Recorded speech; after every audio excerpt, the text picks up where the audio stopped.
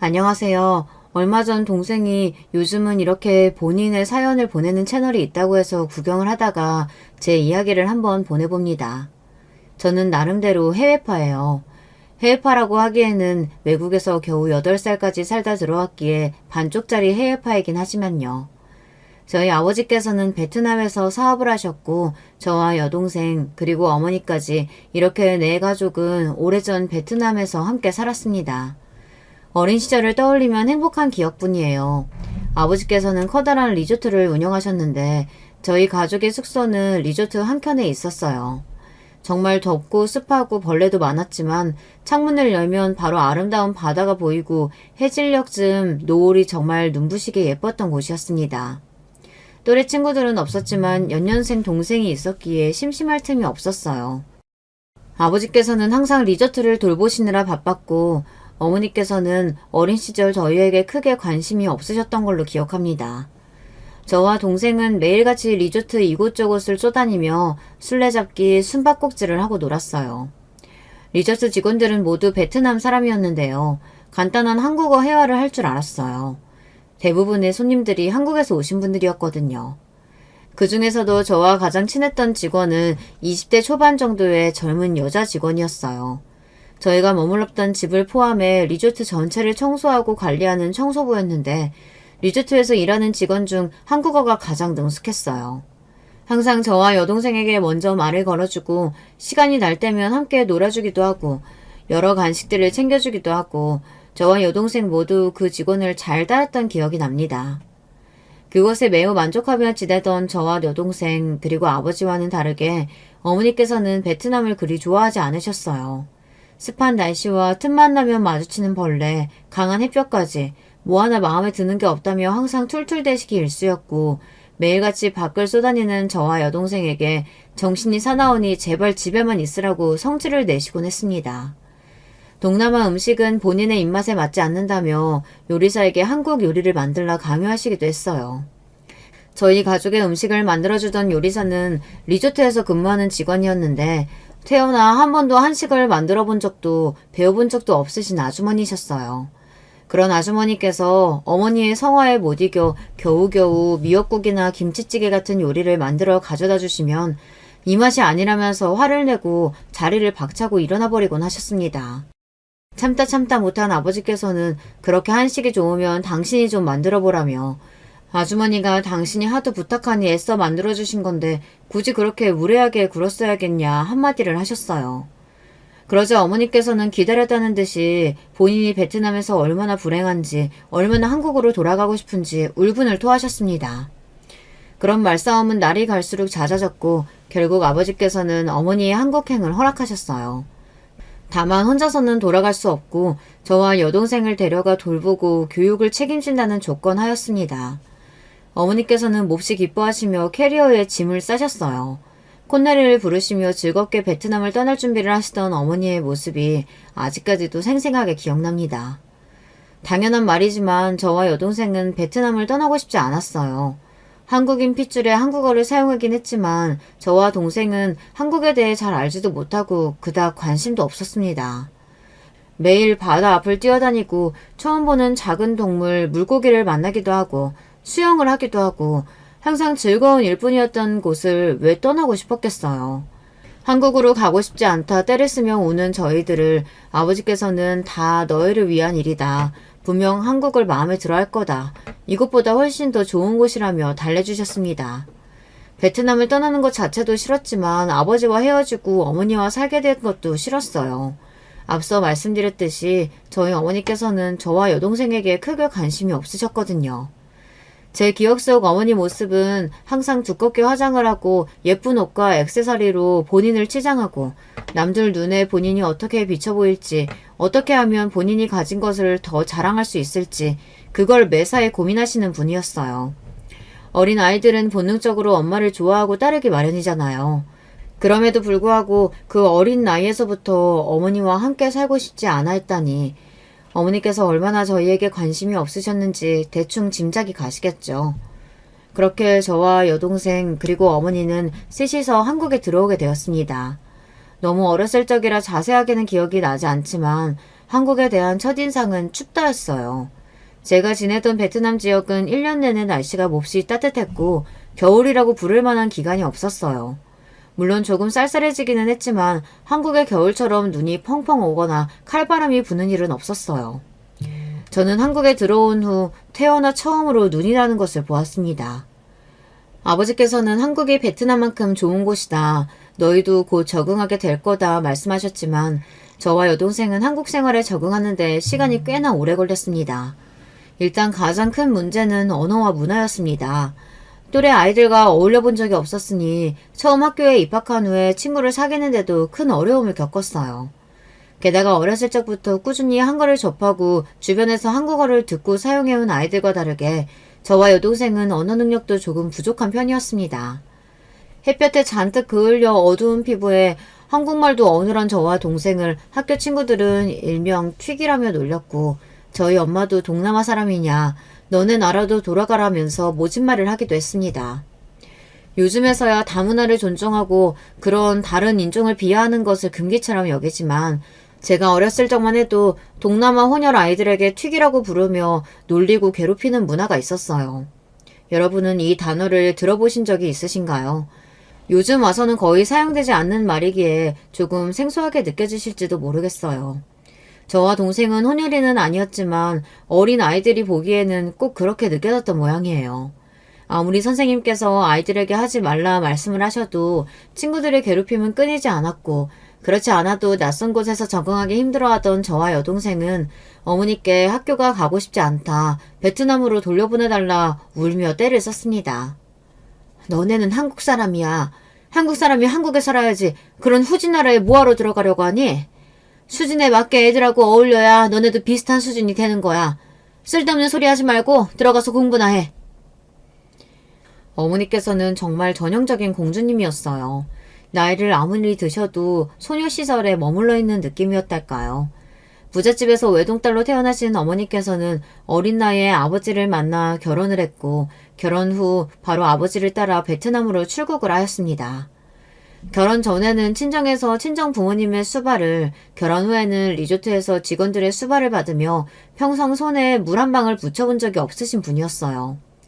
한국으로 들어온 후에도 일주일에 서너 번씩은 집안일과 요리를 해주는 아주머니께서 집을 방문하셨고 어머니께서는 손가락 하나 까딱하지 않으시고 매일 소파 위에 드러누워 홈쇼핑을 보시거나 친구들과 이리저리 놀러다니기 바쁘셨습니다. 어머니께서는 살림뿐만 아니라 본인의 자식들에게도 별 관심이 없으셨어요. 자식들이 낯선 환경에 적응을 하든 못하든 학교에서 또래 친구들과 어울리지 못하고 괴롭힘을 당하든 말든 어머니에게는 전혀 중요한 일이 아니었습니다. 그저 매일 정해진 시간에 학교에 갔다가 사실 멀쩡히 집에 돌아오기만 하면 된다고 생각하시는 것 같았어요. 제가 어떤 생각을 하고 어떤 행동을 하며 다니는지에 대한 일말의 궁금증도 없어 보였죠. 어린 저는 매일매일 베트남을 그리워했어요. 다정하신 아버지와 저를 잘 챙겨주던 직원 언니, 맛있는 음식들과 매일매일 즐거웠던 바다. 그러나 인간은 적응의 동물이라고 하잖아요. 시간이 지날수록 제 기억은 흐릿해져갔고 저와 여동생은 점점 한국 생활에 적응을 하기 시작했습니다. 조금 부족했던 언어 실력은 중학교에 입학할 때쯤 되자 다른 아이들과 거의 차이가 나지 않을 정도로 발전했어요.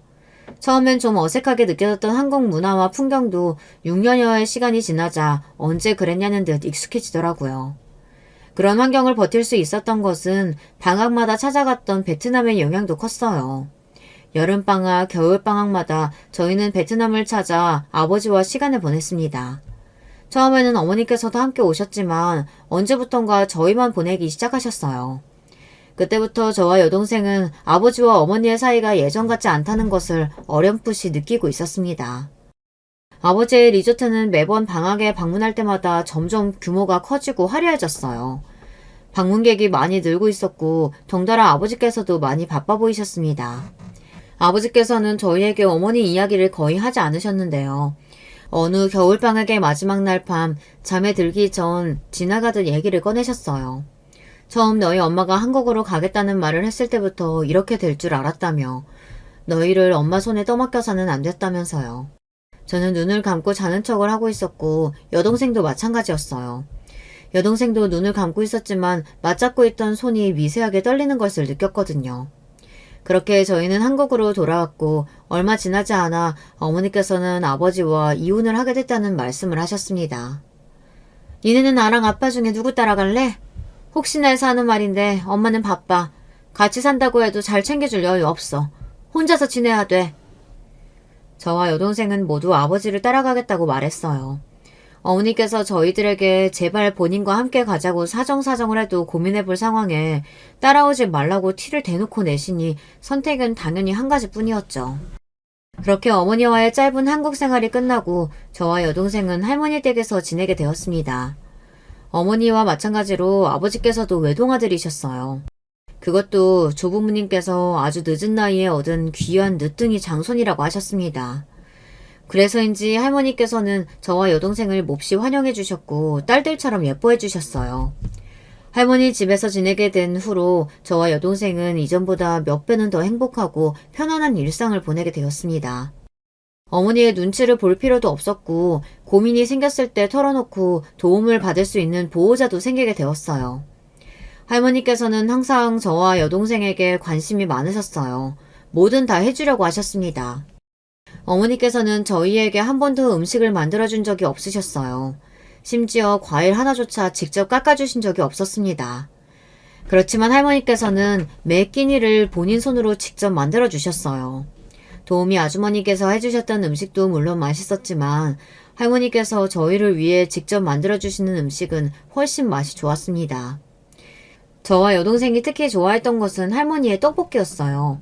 요즘 유행하는 브랜드 떡볶이들처럼 자극적이고 매콤한 맛과는 거리가 멀었습니다. 달달한 고추장 베이스의 옛날 시장 떡볶이 맛이었습니다. 지금도 종종 그 떡볶이가 생각나요. 찐득하고 두꺼운 쌀떡과 통으로 숭덩숭덩 썰어낸 파가 푹 익혀져 있던 할머니의 떡볶이가요. 할머니께서는 제가 대학에 다닐 때 돌아가셨습니다. 여동생과 함께 정말 하늘이 무너져라 울었던 기억이 납니다.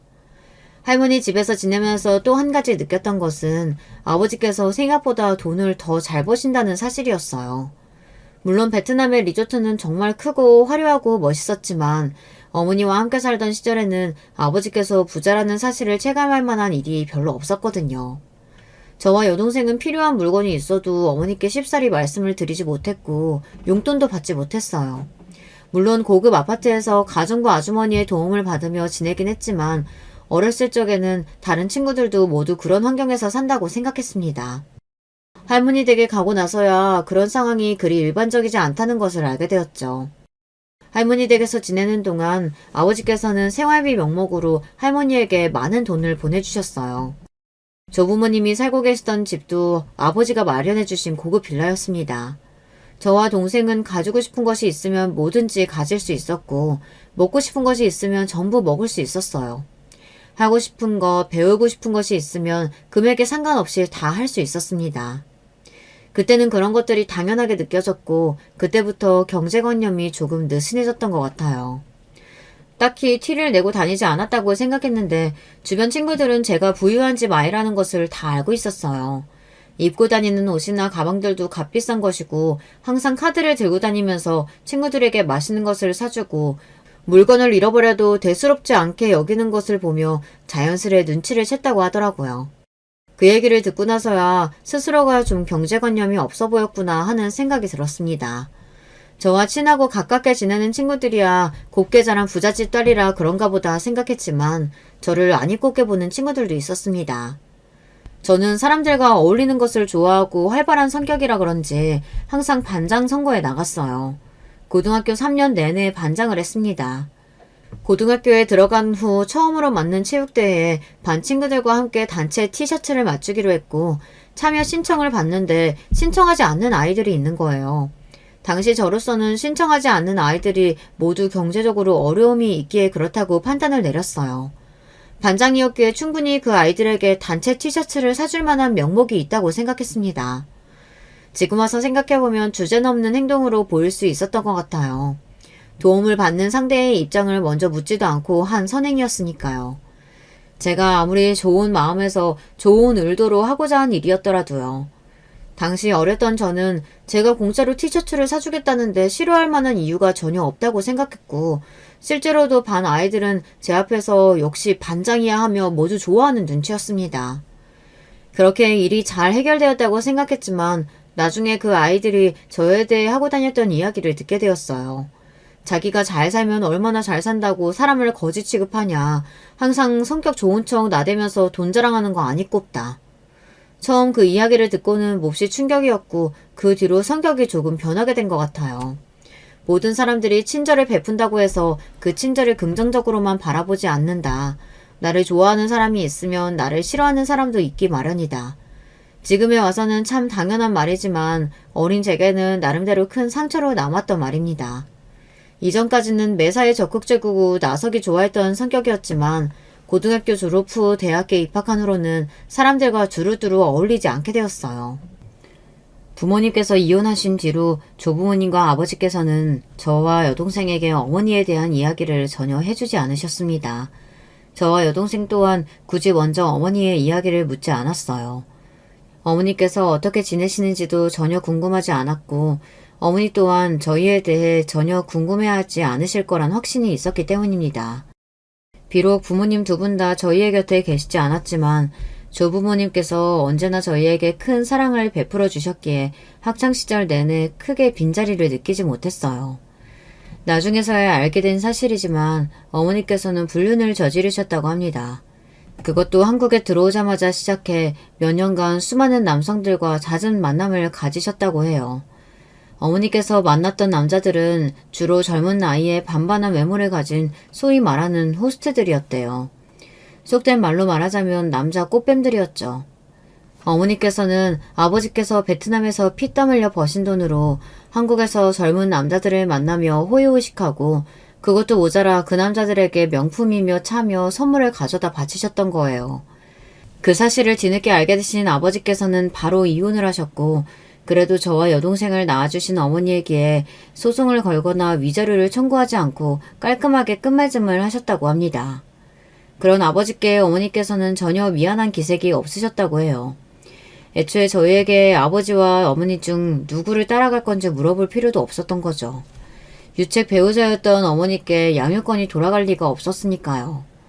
어머니께서도 저희의 양육에 그닥 관심이 없으셨을 거고요. 아버지께서는 지금도 한국으로 어머니를 홀로 보낼 때부터 그런 불안감이 있었다. 결혼 전에도 바람 같은 여자였다. 너를 임신하게 되어서 젊은 나이에 결혼을 했지만 처음부터 그 여자는 한 곳에 진득하게 머무르지 못할 것이라는 생각을 했었다며 옛날을 회상하시곤 합니다. 물론 어머니가 원망스러운 마음도 있지만 지금은 꼭 남남처럼 느껴지기에 마음속 깊이 어머니를 미워하고 있지는 않아요. 어렸을 적에 헤어지기도 했고 헤어지기 이전에도 크게 친밀감이 있는 사이는 아니었으니까요. 제가 목표로 하던 서울의 대학에 입학하자 아버지께서는 입학 선물로 학교 근처에 저 혼자 살 수 있는 오피스텔 하나를 제 명의로 구매해 주셨습니다. 고등학생 때까지는 집이 잘 살든 못 살든 같은 교실 아래서 같은 교복을 입고 같은 급식을 먹으며 구분 없이 두루두루 어울려 놀았지만 대학생이 되니 자연스레 생활 수준과 경제 습관이 비슷한 친구들과 어울리게 되더군요. 대학교에 들어와 만난 친구들은 다들 저와 같이 집안이 넉넉하고 돈 걱정이 없는 사람들이었어요. 그런 친구들과 매일같이 어울려 놀다 보니 점점 씀씀이가 커지게 되었습니다. 태어나 한 번도 여유롭지 않게 살아본 적이 없었고 스스로의 노력 없이 모든 것을 얻었으니 당시에 저는 경제관념이 조금 부족하기는 했습니다. 돈이 소중한 줄 몰랐어요. 옷이며 가방이며 명품을 마음껏 구매했고 조금이라도 질리면 옷장 한 구석에 처박아 놓고 거들떠보지도 않았습니다. 여동생도 저와 마찬가지였어요. 저와 여동생의 취미는 아버지의 카드로 주말마다 백화점에 가서 쇼핑을 하는 것이었어요. 그토록 싫어하던 어머니의 면모를 그대로 닮아가고 있던 것이었습니다. 대학을 졸업한 후에도 딱히 취업이 급하지 않았으니 아버지의 돈으로 여행도 많이 다니고 더 배우고 싶거나 흥미가 생기는 것이 있으면 뭐든지 도전해보고 공부해보며 지냈어요. 그러다가 우연찮게 들은 바리스타 일일 수업에 흥미가 생겨 커피 공부를 본격적으로 시작했습니다. 그 후 바리스타 자격증을 따고 개인 카페를 하나 열게 되었어요. 그저 커피가 좋아서 시작한 카페였지만 사업이라는 게 그리 만만하게 볼 게 아니더라고요. 관광지에 위치한 2층 규모의 카페라 그런지 손님이 꽤 많았고 제 밑으로 일하는 직원들도 있다 보니 어렸을 적처럼 마냥 책임감 없이 좋아하는 것만 하며 지낼 수가 없었습니다. 그렇게 좋아하던 쇼핑도 점점 안 하게 되고 땀 흘려 수익을 내보니 돈의 소중함을 스스로 깨닫게 되더라고요. 그렇지만 한번 커진 씀씀이는 쉽게 줄어들지는 않았습니다. 제 개인적인 욕심을 위해 사용하기보다는 카페에서 일하는 직원들의 복지나 급여를 다른 것보다 더 잘 챙겨주려고 했어요. 재료도 무조건 최고급으로만 썼고 손해보는 한이 있더라도 최대한 고객 한 명 한 명을 만족시키기 위해 노력했어요. 진상 손님이 와서 컴플레인을 걸어도 그냥 다시 만들어주라고 했습니다. 애초에 많은 수익을 얻기 위해 시작한 사업도 아니었고 직원들이 즐겁게 일하는 곳이 되기를 바랬어요. 그러다 보니 자연스럽게 손님들이 늘어갔고 카페는 시간이 지날수록 입소문을 타고 붐비게 되었습니다. 아무래도 이 정도 규모로는 매장이 원활하게 돌아가기 힘들 것 같아 고민 끝에 확장 겸 내부 수리를 위해 인테리어 공사를 하게 되었어요. 그때 만난 것이 바로 남편이었습니다. 남편은 작은 인테리어 공사 업체의 사장이었어요. 인테리어도 마찬가지로 돈을 아낄 생각이 없었기에 제가 생각하는 느낌을 적어 여러 업체에 견적을 문의했는데 비용은 상관없으니 최대한 좋은 퀄리티로 해달라는 제 요청에 타 업체들에서는 말도 안 되는 견적을 내주는 경우가 많았어요.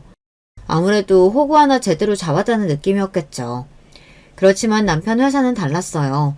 남편이 뽑아온 견적을 보니 좋은 재료를 쓰면서도 최대한 낭비는 없이 꼼꼼하게 하나하나 따지고 계획해서 만들어 온 것이 느껴지더라고요. 그렇게 남편 업체에 공사를 맡기게 되었고 공사 기간 동안 여러 번 만나 대화도 자주 나누게 되며 서로에게 자연스레 호감이 생기게 되었습니다. 남편보다는 제가 더 적극적으로 들이댔던 것 같아요. 남편은 외동아들이었고 어려운 집안에서 태어나 힘들게 자란 사람이었습니다.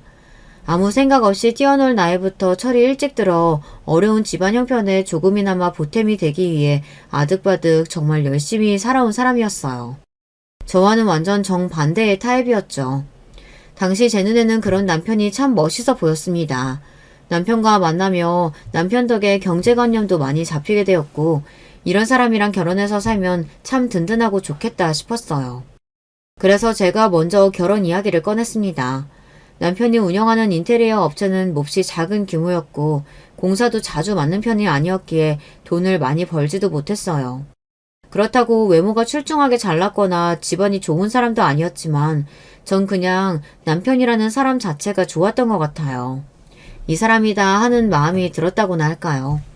결혼은 다들 미쳐서 한다고 하잖아요. 지금 생각해보면 정말 미쳤었던 거죠.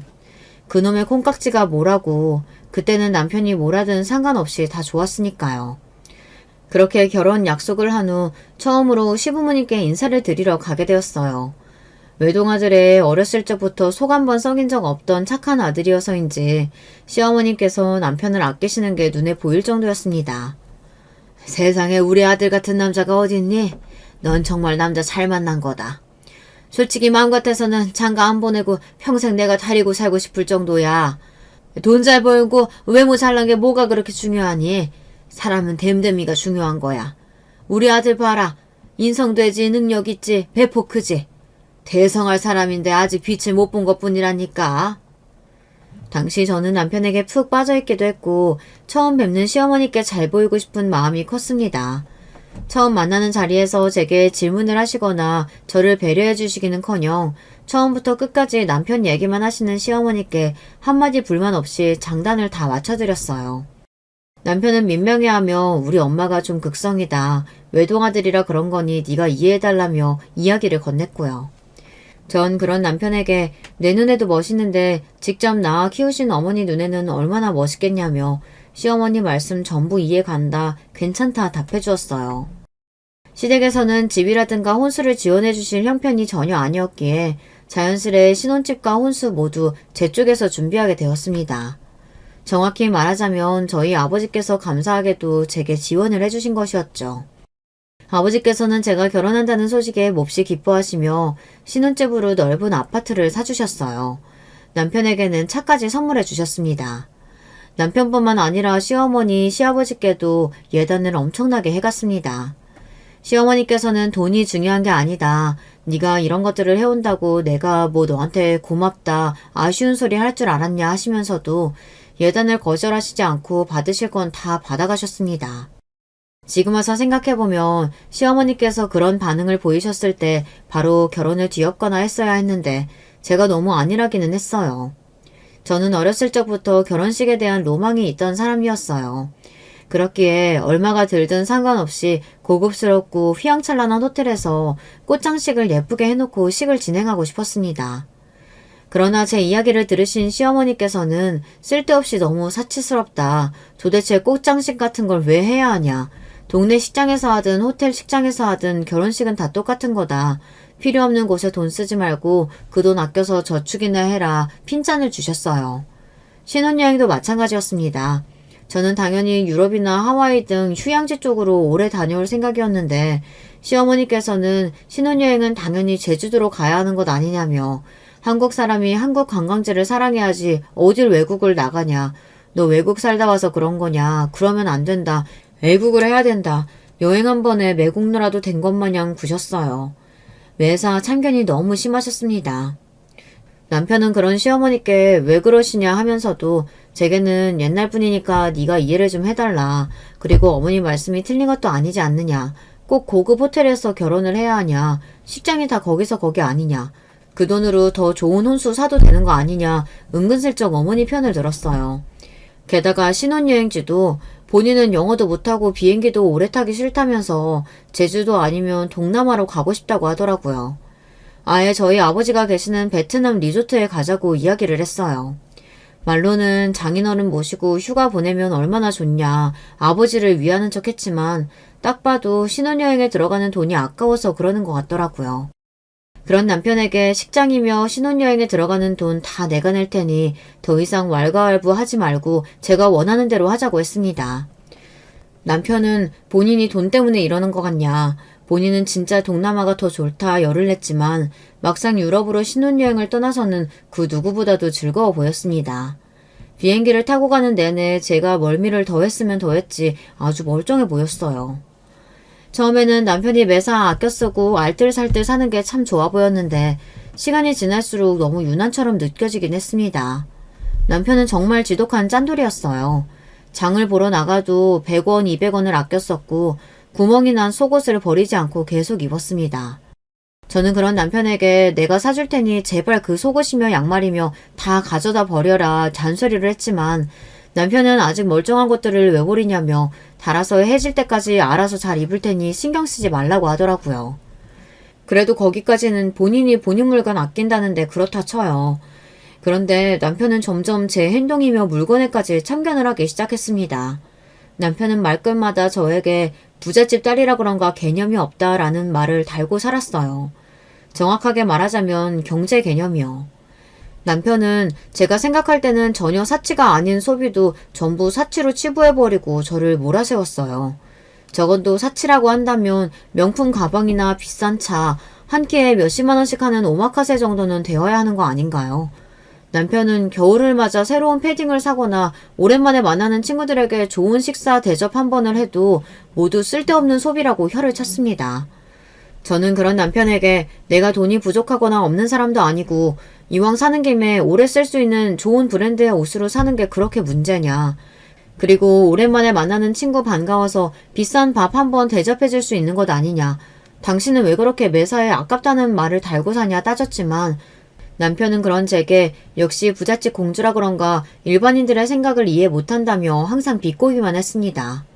시어머니께서도 마찬가지였어요. 언제나 입이 마르고 닳도록 남편만 칭찬하기 바쁘셨고 저는 매번 잔소리와 핀잔을 들어야 했습니다. 얘가 부잣집 딸이라서 그런가, 부잣집 딸이라 이런 걸 모르나, 부잣집 딸이라 이런 걸 이런 식으로 하나. 그놈의 부잣집 딸 타령. 부잣집 딸이라는 이 네 글자에 이골이 날 지경이었어요. 괜히 얼굴 붉히고 싶지도 않고 어차피 대화도 안 통할 것 같아 열을 내기보단 적당히 맞장구를 쳐주니 시어머니께서는 더 신이 나서 이야기를 하시곤 하셨습니다. 우리 아들이 얼마나 성실하고 능력이 좋은지, 어려운 환경에서도 얼마나 열심히 노력하는지, 앞으로 성공할 일만 남았다. 인성되지, 능력되지, 거기다 절약정신까지. 뭐 하나 빠지는 게 없으니 곧 대성할 거다. 너 결혼 한번 정말 잘한 거다. 우리 아들 같은 남자 전 세계를 뒤져봐도 없다며 침까지 튀기며 열반을 토하시는데 참 할 말은 많았지만 굳이 입 밖으로 꺼내지도 않았습니다. 그러면서 시어머니께서는 제게 너는 솔직히 부모 잘 만나서 그런 거지 네가 무슨 능력이 있느냐며 그러다 아버지 사업 망하면 너도 땅바닥에 나앉는 거 시간 문제다. 그러니 돈 함부로 쓰지 말아라. 우리 아들 등골 빨아먹을 생각은 추워도 하지 말라면서 으름장을 놓으셨습니다. 참 웃긴 게 사실 따지고 보면 등골 빨아먹는 건 제가 아니라 그렇게 잘났다는 시어머니 아들이었어요. 결혼 후에도 남편 인테리어 사업은 잘 될 기미가 보이지 않았어요. 결국 보다 못한 제가 남편에게 투자를 해주기로 했거든요.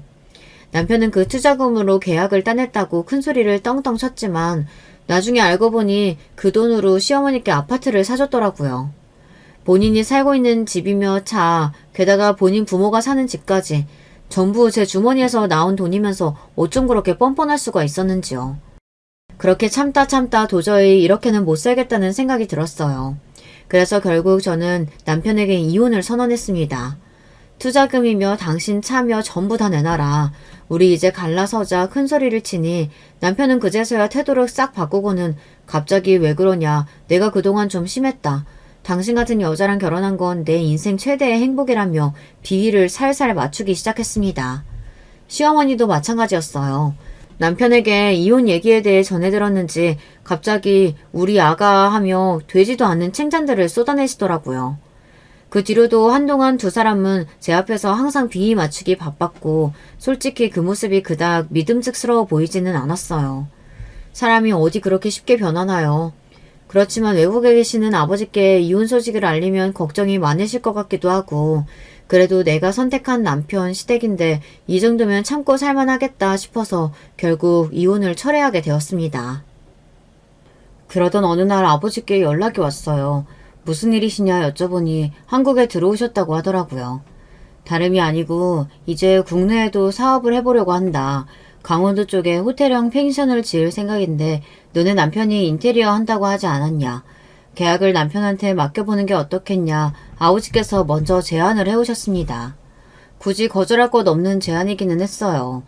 남편이라고 하더라도 만약 제 생각에 그닥 신뢰가 가지 않는 사람이라면 굳이 그런 중요한 일을 맡기지 않았겠죠. 하지만 제가 처음 남편과 교제를 시작하게 된 이유도 남편의 성실함과 일에 대한 진지함을 보고였으니까요. 그렇게 오랜만에 아버지와 저 남편 셋이서 만나 저녁 식사를 하고 계약을 맺게 되었어요. 펜션 규모가 꽤 있었기에 100억 남짓한 금액의 큰 계약이었고 남편은 저와 아버지께 몹시 고마워하며 실망시키지 않도록 노력하겠다고 말했습니다.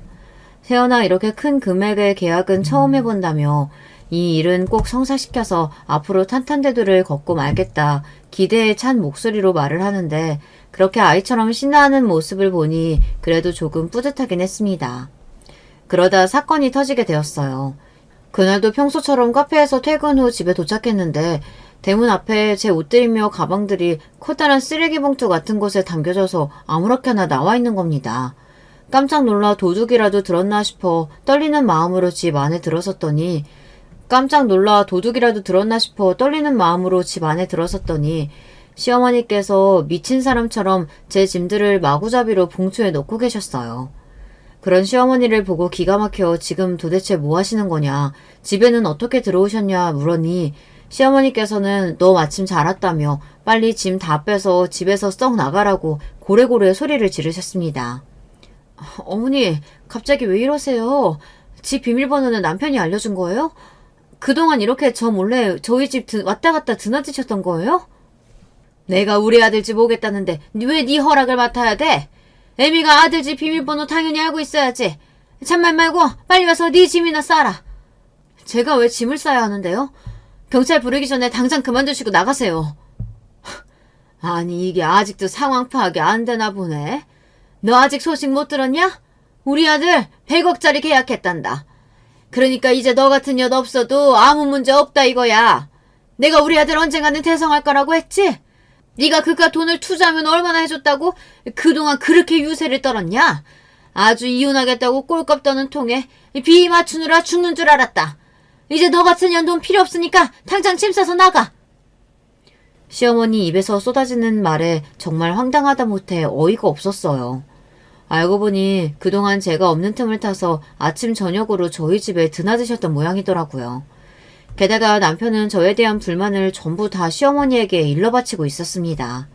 그렇게 제 앞에서는 불만 없는 척 저랑 결혼해서 정말 너무 행복하다 입에 발린 소리를 해대더니 카페 일 별로 바쁘지도 않으면서 본인 밥도 안 차려주고 집안일이라고는 제대로 할 줄 아는 것도 없고 빨래며 청소며 하나도 못한다고 남편이 시어머니께 하도 투정을 부려서 시어머니가 아침마다 제가 출근하고 나면 집에 오셔서 청소를 해주셨던 겁니다. 그동안 제가 모르는 사이에 시어머니께서 제 집에 드나들었다는 상상만 해도 너무나 소름 돋고 끔찍했어요.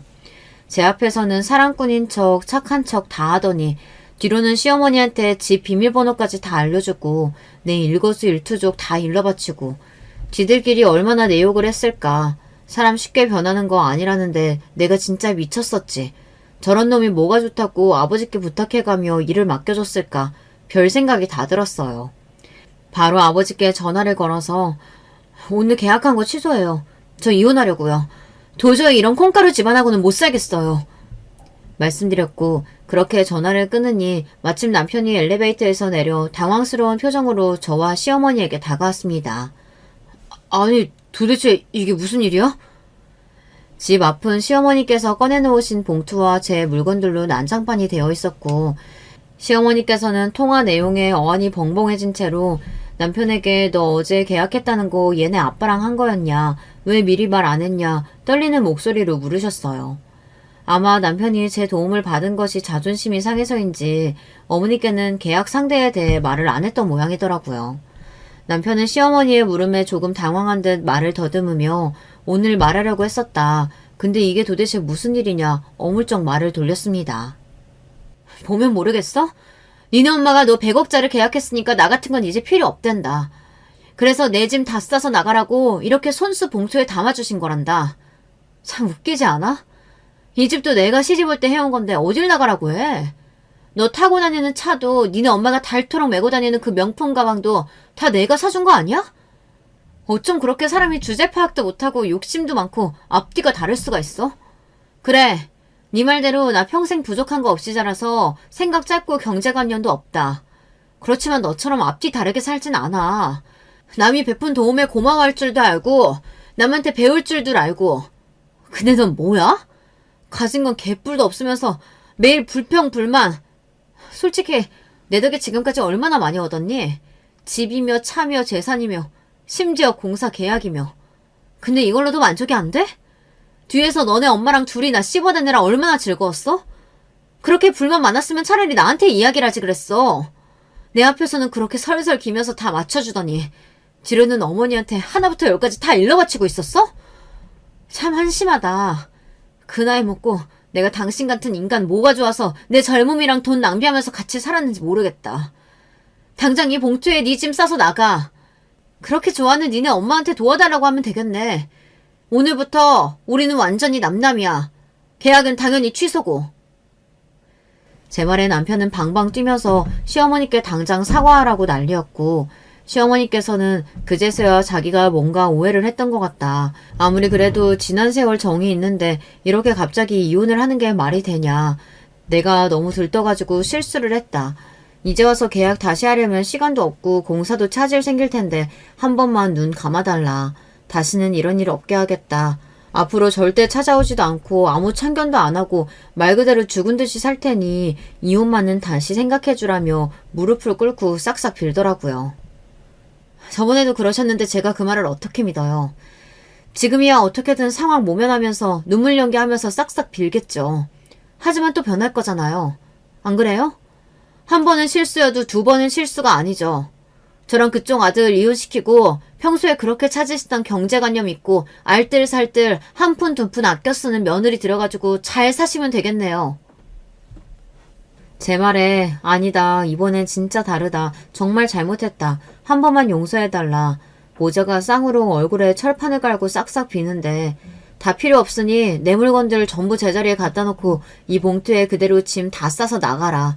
지금 안 챙겨가면 그냥 다 버릴 테니까 좋게 말할 때 챙기는 게 좋을 거다 말했어요.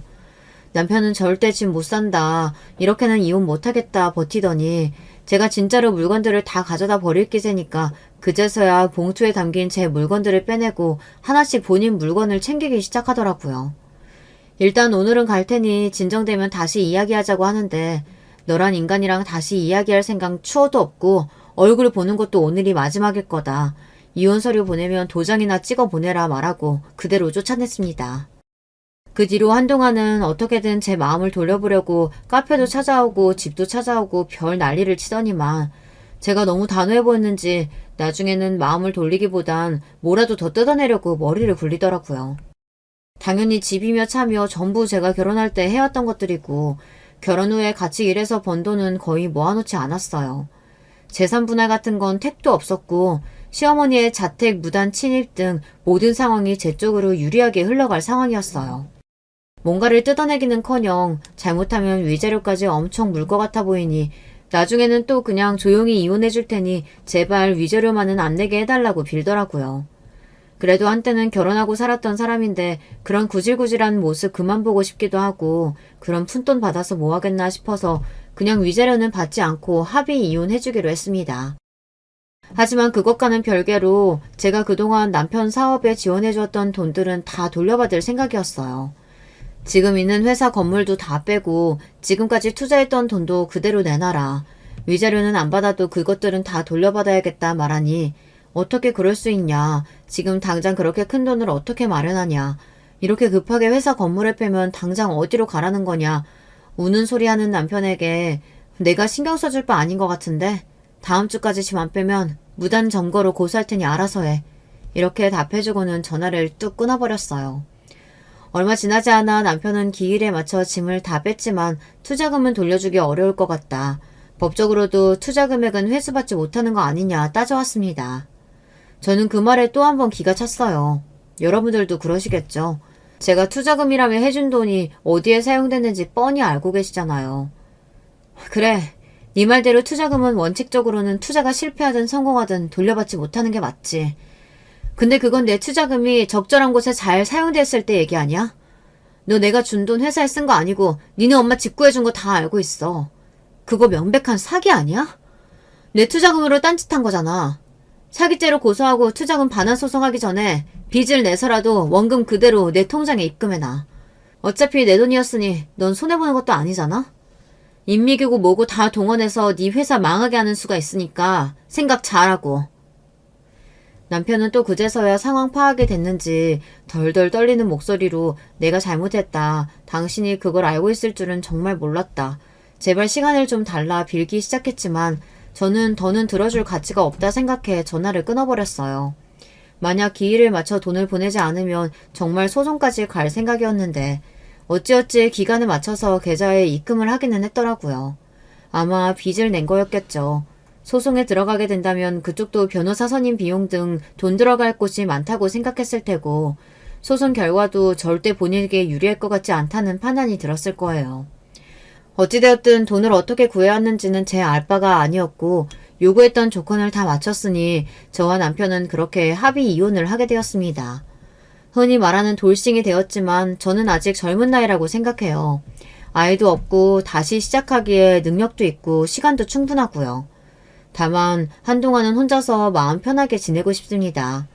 운영하던 카페는 여전히 잘 되고 있지만 다른 사람에게 운영을 넘기고 아버지께서 새로 시작하는 호텔을 제가 맡아서 경영해보기로 했어요. 그렇지 않아도 아버지께서 고민이 많으셨다고 하더라고요. 매번 아버지께서 직접 베트남에서 한국을 왔다 갔다 하실 수도 없는데 주변에 믿을 사람이 없다면서요. 이렇게 새로운 일도 시작됐으니 정말 새 마음으로 새 출발하기 딱 좋은 시기라고 생각합니다. 새로운 인생의 시작인 저와는 다르게 아마 전 남편은 인생 내리막길이 시작됐겠죠. 빚이며 회사 건물이며 어떻게 해결했을지는 전혀 모르겠네요. 이혼하고 한등하는 근황이 조금 궁금하긴 했으나 이제는 별 생각 없어요. 평생 동안 본인의 잘못된 판단과 헛된 욕심으로 뻥 차버린 기회를 떠올리며 지독한 후회 속에 살아갔으면 하는 마음뿐입니다. 이번 일로 그쪽도 겪은 게 좀 있기야 하겠죠. 사람이라면요. 그렇지만 본성 어디 안 간다고 앞으로도 크게 변하진 않을 것 같긴 합니다. 사람이 어디 그리 쉽게 변하나요? 변할 사람이었다면 제가 처음 기회를 줬을 때 변하고도 남았겠죠. 어찌되었든 본인들이 선택한 결과이니 잘 감내하며 살길 바랍니다. 얼마 전 오랜만에 만난 여동생이 이 채널을 보고 있기에 재밌어 보여 물었더니 사람들이 본인 이야기를 올리는 곳이라며 언니도 이런데 한번 써보는 게 어떠냐 하기에 사연을 쓰게 되었어요. 그닥 남한테 자랑할 만한 이야기는 아니지만 어찌되었든 나름대로 속 시원하게 끝맺음을 했으니 스스로도 지난 세월을 돌아보고 새로운 인생에 대해 다짐할 수 있는 계기가 될 겸 해서 적어보았습니다. 이제 호텔 정식 오픈이 얼마 남지 않았어요. 좀 더 공부도 많이 하고 열심히 준비해 볼 생각이에요. 돌이켜보면 제가 부모 잘 만나 참 운 좋게 살아오기는 했습니다. 이 모든 것을 제게 주신 아버지께는 항상 감사한 마음이에요. 자랑은 아니지만 남편에게 돌려받은 투자금은 전부 복지센터에 기부를 했습니다. 애초에 남편에게 줄 때부터 제 손을 떠난 돈이라고 생각했거든요. 제 새로운 인생 시작을 위해 좋은 마음으로 전액 기부를 했습니다. 이 기부가 부디 좋은 밑거름이 되어주기를 바라요.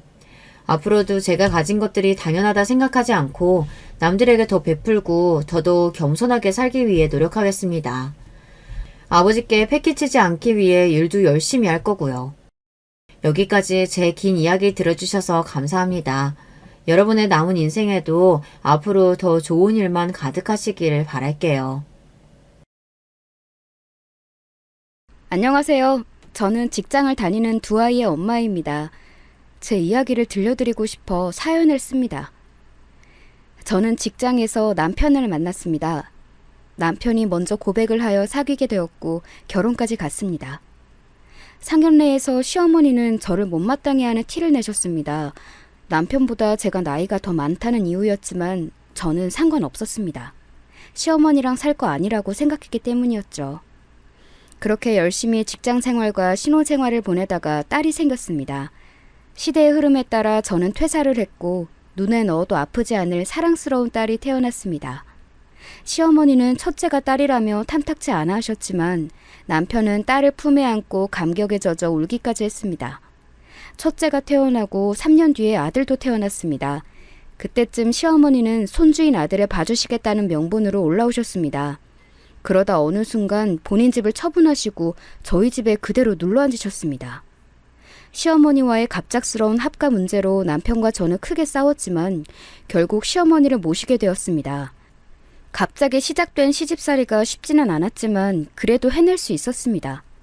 화목한 가정을 위해서라면 저 하나 희생하면 된다고 생각을 했었거든요. 애미야, 여기 좀 닦아라. 너는 애비가 벌어주는 돈 쓰면서 집에서 놀고 먹으면서 이런 거 하나 제대로 청소도 못하냐? 시어머니는 사사건건 제가 하는 모든 일에 참견하시기 시작하셨습니다. 청소를 끝내면 다시 그곳을 더럽히시고는 청소도 제대로 못하느냐고 잔소리를 하시기도 하셨습니다. 애미야, 애비 살 빠진 거 봐라. 너는 얼마나 살기가 좋으면 그렇게 살이 뒤룩뒤룩 찌니? 너는 애비한테 미안하지도 않으냐? 하시며 저에게 인신공격하시기도 하셨죠. 살이라고 해봤자 딸과 아들을 낳고 빠지지 못한 붓기가 남아 살이 된 것뿐인데도 말입니다. 시어머니의 말에 살을 빼려고 저녁 먹고 동네라도 한 바퀴 돌다 오려고 하면 또 한마디를 하시고는 하셨습니다. 그렇게 돌아다녀서 살이 빠지겠느냐? 안 먹고 운동을 해야 살이 빠지지. 저렇게 미련해서야. 이러시면서 저를 힘들게 하셨습니다. 그때쯤 남편과의 사이도 안 좋아지기 시작했습니다. 여보, 저 너무 힘들어요. 어머니 좀 어떻게 해봐요. 그게 다 어머니께서 당신 걱정해서 그런 거 아니야? 그러니까 당신이 어머님 말씀 좀 잘 듣고. 이러면서 제 편이 아닌 어머님 편을 듣는 것을 보고 싸움이 커지고 싸우는 소리가 들리니까 주무시던 시어머니가 깨셔서 들어오셔서 저는 확 밀치시더니 말씀하시더군요. 어디 멍청한 계집애가 하늘 같은 남편한테 소리를 질러? 남편 귀한 줄 모르는 계집애 같은 이라고! 하시면서 제 머리카락을 잡고 흔드시기도 하셨습니다. 이런 일이 여러 번 반복되었습니다. 집에서 저에게 툭툭 시비를 거는 시어머님도 저를 지치게 만들었지만 남편의 행동도 저를 더 지치게 만들어서 더 이상 어떠한 불평도 말하지 않았습니다. 어쩌다 남편과 말이라도 하게 되면 이런저런 불만들이 튀어나왔고 남편은 남편대로 힘들다고 화를 내서 결국 저희 부부는 하루에 한마디도 하지 않고 지내는 생활이 계속되었습니다. 그래도 괜찮았습니다. 제게는 공부도 잘하고 애교도 많은 딸이 있었고 공부는 좀 못하지만 엄마가 세상에서 제일 좋은 사람이라고 해주는 아들이 있었으니까요. 저희 딸은 어릴 때부터 아주 우수했습니다. 말도 금방 배웠고 한글도 금방 뗐습니다. 숫자도 금방 익혀서 덧셈과 뺄셈은 초등학교 들어가기 전에 완전히 이해했죠. 초등학교 입학할 때쯤에는 초 2학년 문제집을 풀기도 했습니다. 게다가 애교도 많아서 어른을 만나면 그게 누구든지 인사도 잘하는 아이였죠. 하지만 이런 딸을 미워하는 사람도 있었습니다. 바로 시어머니셨죠. 딸은 어릴 때부터 할머니를 무서워했습니다. 그도 그럴 게 딸만 보면 화난 표정으로 아무 말도 하지 않으셨고 어쩌다 딸이 말이라도 걸려고 하면 고추도 없는 게 말도 많다며 화를 버럭 내셨죠. 할머니, 저 이번 시험에서도 100점 받았어요. 고추도 없는 게 공부를 잘해서 뭐하냐? 가서 네 동생 먹을 과자나 사오거라. 이렇게 칭찬도 없이 동생만 챙기니 아무리 부침성 좋은 딸이라도 시어머니는 무서워하더군요. 아들은 처음에는 자신을 떠받들어주는 할머니를 많이 좋아했습니다. 누나인 딸 몰래 간식이나 용돈을 숨겨서 자신한테만 주셨으니 아들 입장에서 시어머니가 싫지는 않았을 겁니다. 하지만 어느 날 부부싸움을 하는 저희 방에 들어와 저를 밀어버리는 모습을 우연히 본 아들은 그때부터 시어머니를 무시하더군요. 엄마를 그렇게 대하는 할머니는 싫다고 말하면서 말입니다.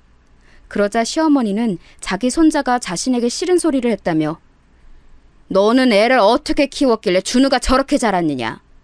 이건 모두 네가 못나서 생긴 일이다. 어디 하늘 같은 할머니한테 대들어?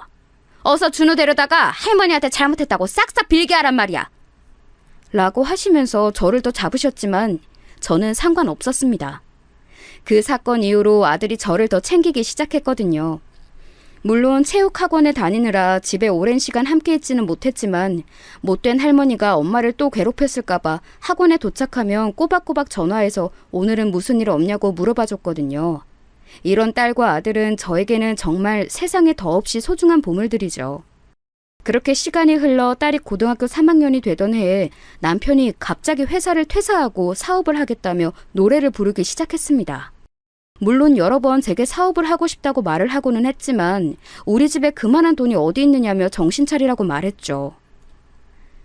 사업이라는 게 하고 싶다고 하면 개나 소나 사업하고 있겠지. 사업이 쉬워? 왜 쉬운 길 두고 돌아가려고 그래? 그리고 우리 집에 돈이 어디 있어. 그럴 돈 있으면 우리 지우 학원이나 하나 더 다닐 수 있게 다 내놔. 돈이 없긴 왜 없어. 원래 시작은 빚지고 시작하는 거야. 당신이나 나나 신용대출 받고 그것도 안 되면 이 집 담보로 대출 받으면 될 거 아니야? 남편의 입에서는 정말 말도 안 되는 소리가 튀어나왔습니다. 집을 담보로 돈을 빌릴 생각을 하다니. 이 집은 돌아가신 제 부모님께서 해주신 집이었습니다. 저는 저희 집에서 누뚱이 막내딸로 태어났습니다. 위에는 나이 차이가 많이 나는 오빠가 있었습니다. 부모님께서는 본인들이 나이가 많아 항상 제가 주눅이 들까봐 전전긍긍하셨습니다. 다른 집과 다르게 제가 혼수가 아닌 집을 해간 이유도 그것 때문이었습니다. 부모님께서 일찍 돌아가셔도 집을 해왔으니 시어머니나 남편이 부모가 없다고 저를 무시하시지 않겠지 하는 마음 말이에요. 그런 부모님의 마음 덕분에 다행히 저희 부부의 결혼 생활은 빚 없는 집에서 깔끔하게 시작할 수 있었습니다. 물론 지금도 빚은 없고요. 그런데 그때도 안 받았던 대출을 받자고 하니 기가 막히고 코가 막혔죠. 집을 담보로 대출해서 성공할지도 모르고 언제 망할지도 모르는 이상한 사업에 뛰어들자고 하니 정말 어이가 없었죠. 말이 사업이지 남편의 말을 듣고 제가 인터넷에 검색해보니 그냥 다단계였습니다. 물건을 싼 값에 사서 비싼 값에 판다는 말도 안 되는 소리에 이 사람이 지금 제정신인가 하는 생각까지 들더군요. 처음에는 시어머니도 남편이 사업 타령에 그런 건 함부로 하는 게 아니라고 하시더니 어느 순간 남편의 꼬임에 넘어가셔서는 제게 얼른 집 담보대출을 받아서 돈을 넘기라고 윽박지르고는 하셨습니다. 그래도 남편과 시어머니는 함부로 집에는 손을 대지 못했습니다. 제 아버지가 저희 부부에게 집을 해주실 때 조건이 집을 제 명의로 한다는 조건 때문에 남편은 주택에 지분이 없어서 함부로 집을 담보로 대출을 받을 수 없었거든요. 그래서 그런지 시어머니의 독촉은 날이 갈수록 심해졌습니다. 어디 하늘 같은 남편이 남자로 태어나서 세상에 이름 한번 떨쳐보겠다는데 그걸 안 들어줘? 네가 그러고도 무사할 것 같으냐? 하시면서 제 머리카락을 잡고 흔드시다가 저를 패대기 치시고는 하셨습니다. 그래도 저는 굴하지 않았습니다. 꿋꿋하게 집 담보대출을 받지 않았어요. 남편 역시 하루는 저를 다그치고 하루는 저를 달래며 자기가 하려고 하는 사업이 얼마나 돈이 되고 좋은 사업인지 열정적으로 말했습니다. 그러니까 이게 돈이 안 되어 보여도 쏠쏠하다니까? 물건을 대량으로 사는 대신 저렴한 가격으로 물건 떼와서 시골에 필요한 노인들한테 파는 거라고. 일단 이걸로 미천을 벌고 그 돈으로 크게 사업 한번 하는 거야. 당신도 언제까지 이렇게 평범하게 살 거야? 사모님 소리 들으면서 살고 싶지 않아? 나는 그런 소리 필요 없어. 그게 바로 다단계야. 당신 그거 하면 사기꾼이 되는 거라고. 하고 남편에게 여러 번 이야기했지만 저도 남편도 서로를 설득시키지는 못했습니다. 남편은 결국 회사를 퇴사하고 받은 퇴직금으로 첫 사업을 시작했습니다. 남편의 첫 사업은 말 그대로 다단계처럼 보였습니다. 싸구려처럼 생긴 건강 안마기, 듣도 보도 못한 제약회사에서 만든 영양제 같은 것들을 사서 시골에서 사시는 할머니 할아버지에게 판다는 계획이었죠. 요즘 같은 시대에 그런 게 되겠느냐며 한마디 했지만 남편은 아랑곳하지 않았습니다. 될지 안 될지는 아무도 모르는 거라니까? 내가 해본다고 하잖아. 당신 돈 들어가는 일도 아닌데 왜 상관이야? 됐어. 상관하지 마. 내가 잘 되면 당신한테는 아무것도 없으니까 그렇게 알고. 이러면서 의기양양하게 말하고 일주일간 출장을 간다며 짐가방을 챙겨 휙 떠나버렸습니다. 출장이라고 해봤자 물건 떼러 가는 거면서 뭐가 그렇게 좋아 입이 귀에 걸려서 나가는지 그 꼴이 보기 싫어서 어딜 가든지 말든지 상관도 하지 않았습니다. 남편 아니어도 시어머니 때문에 머리가 아팠으니까요. 시어머니는 남편이 나가든 말든 여전히 저를 사사건건 꼬투리를 잡아 걸고 넘어지셨습니다. 남편이 새벽 일찍 물건 떼러 나가는데 일어나서 밥도 안 차려줬다며 구박하시고 남편이 힘들게 일하고 왔는데 잠이 오냐며 졸고 있던 제 얼굴 위로 본인이 마시고 있던 찬물을 뿌리기도 하셨죠. 사실 남편이 당장 일을 그만두고 퇴직금까지 말도 안 되는 사업한다고 안 가져다 주고 쓰는 바람에 제가 당장 일을 시작했거든요. 물론 경력도 단절된 50대 아줌마를 누가 써주겠어요. 그냥 동네 큰 슈퍼에서 계산대 일하면서 조금씩 생활비를 벌었죠. 그 생활비로 알뜰살뜰 딸 아들 학원 보내고 먹고 생활하고 있는데 시어머니는 여전히 제가 집에서 놀고 먹는 줄 아시니 기가 막힐 노릇이었죠. 그래도 어떻게 하겠어요. 우리 식구들 살려면 이렇게라도 해야 하니 그냥 꾹 눌러 참고 살았죠. 남편이 떼온 물건을 팔러 간다며 나가고 일주일이 지났을 때 시어머니는 제게 남편과 연락이 되지 않는다고 말씀하시더군요. 시어머니도 저도 남편에게 계속 전화를 걸었지만 받지 않더군요. 혹시나 하는 걱정스러운 마음에 경찰에 실종으로 신고하려고 했지만 경찰서에서는 성인 남성이기 때문에 조금만 더 기다려보시라는 소리만 되풀이했죠. 시어머니께서는 지금이라도 얼른 가서 찾아봐야 하는 거 아니냐고 저를 닥달하셨지만 현실적으로 불가능했습니다. 시어머니께서 남편 걱정을 뒤로하고 출근하려는 저를 잡더니 말을 하시더군요. 너는 남편이 집에 안 들어오는데 그깟 계산하는 일 때려치우고 맨발로 뛰쳐나가서 얼른 찾아봐야지. 겨우 그깟 푼돈 벌면서 아직도 안 찾고 뭐해? 얼른 가서 내 귀한 아들 찾아와! 하고 소리를 지르면서 일하러 나가는 사람을 들들 볶더군요. 그래도 어떻게 하겠어요. 일단 찾는 신용이라도 해야죠. 그렇게 다시 일주일이 흘러 남편이 집에 안 들어온 지 2주가 흐를 때쯤 퇴근하고 집에 왔는데 인기척이 느껴지는 게 아니겠어요? 분명 시어머니는 안 계시고 아이들은 학원에 있을 시간인데 말이에요. 저는 혹시나 하는 마음에 신발장 옆에 세워둔 아들의 야구 방망이를 들고 살금살금 집 안으로 들어갔어요.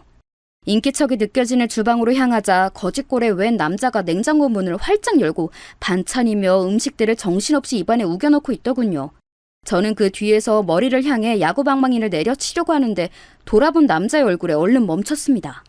여러분도 대충 누군지 아시겠죠? 정신없이 자기 입에 음식을 밀어넣는 남자는 다름 아닌 남편이었습니다. 당신 뭐야? 그동안 어디서 뭘 하고 다녔던 거야? 뭘 했는데 이제 들어와서 냉장고를 뒤지고 있어?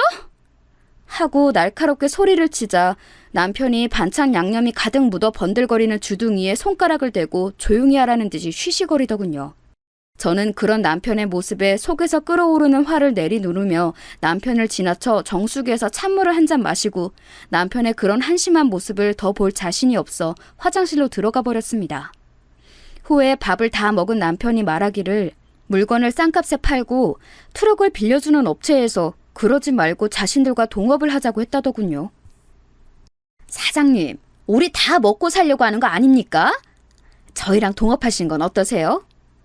이런 일도 저희에 소속되어서 하시면 훨씬 편해요. 사장님이요? 그렇죠. 아무리 제가 사장이어도 이런 건 또 어딘가에 소속이 되어 있으면 좋죠. 아우, 잘 생각하셨어요. 이런 일은 흩어지면 힘들거든요. 저희랑 동업하시는 거니까 저희가 물건값은 조금만 받을게요. 대신 물건을 판 이익의 30%를 저희한테 주시는 건 어떠세요? 저희가 다른 분들한테는 40% 받는데 사장님은 인상도 좋으시고 목소리도 크신 게 잘하실 것 같으니까 저희가 눈 딱 감고 30%만 받을게요. 대신 많이 팔아주셔야 합니다. 제가 또 한 목소리 하죠. 그럼 제가 물건 많이 팔아올 테니까 30%로 맞춰주시는 겁니다. 그럼요, 사장님. 근데 저희가 혹시 몰라서 계약금 명목으로 물건값의 50%를 먼저 주실 수 있을까요? 사장님께서 물건 많이 팔아오시면 그 가격만큼 빼서 저희가 다시 돌려드리겠습니다. 사장님 트럭은 없으신 것 같던데 저희가 트럭까지 빌려드릴게요. 트럭값이라고 생각하시고 어떠세요? 좋죠! 나쁘지 않은 제안이라고 생각한 남편이 그러자고 했고 그들은 남편에게 물건과 트럭을 넘겨줬다고 합니다. 남편은 계약서도 제대로 읽어보지 않고 사인을 했고 계약금이라는 명목으로 물건값의 50%를 먼저 줬고요. 심지어 그곳에는 남편과 비슷한 사람들이 몇 있었는데 업체 사람들이 겹칠 수 있으니 마을을 지정해주겠다. 그래서 마을까지 지정받았다고 하더군요. 남편은 그 사람들이 빌려준 트럭에 그 물건들을 싣고 시골 마을을 가긴 갔다고 하더군요. 마을 어귀에 등장한 남편의 차를 보고 사람들이 모여들어서 남편은 생각보다 더 많은 돈을 벌 수 있을 거라고 생각하던 차에 사람들의 표정이 모두 화가 나 있었다고 하더군요. 시골 사람들이 남편의 트럭이 멈추자마자 트럭에 작은 돌도 던지고 침도 뱉고 하면서 사기꾼이라고 욕을 했다고 하더군요.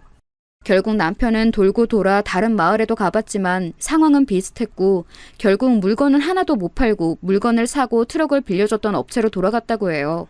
거기서 왜 이렇게 빨리 돌아왔느냐는 물음에 남편은 이 일이 자신과 맞지 않다는 생각이 들었고 그 사람들에게 이 일은 자신과 맞지 않으니 그만두겠다. 물건은 건들지도 않았으니 다시 가져가고 계약금 돌려달라고 했지만 그 사람들이 절대 안 된다고 말했다고 하더군요.